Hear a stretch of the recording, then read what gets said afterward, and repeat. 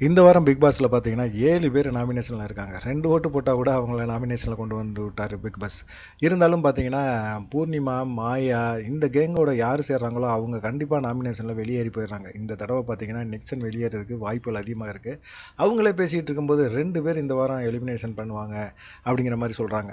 அதில வந்து மாயாவும், நிக்சனும் வெளியேறினா நல்லது அப்படின்னு சொல்லி நெறைய பேர் நெனைக்கிறாங்க. ஆனா மாயாவுக்கு வெளிய ஒரு பெரிய கேங்கே இருக்கு அப்படிங்கிறனால பார்த்தீங்கன்னா, கண்டிப்பா வந்து பூர்ணிமாவும், நிக்சனும் வெளியேறலாம் ஆகலாம் அப்படிங்கிற மாரி சொல்லிக்கிட்டு இருக்காங்க. ஏன்னா, நிக்சனும் பூர்ணிமாவும் அக்கா, தங்கச்சி அப்படிங்கிற மாரி சொன்னாங்க.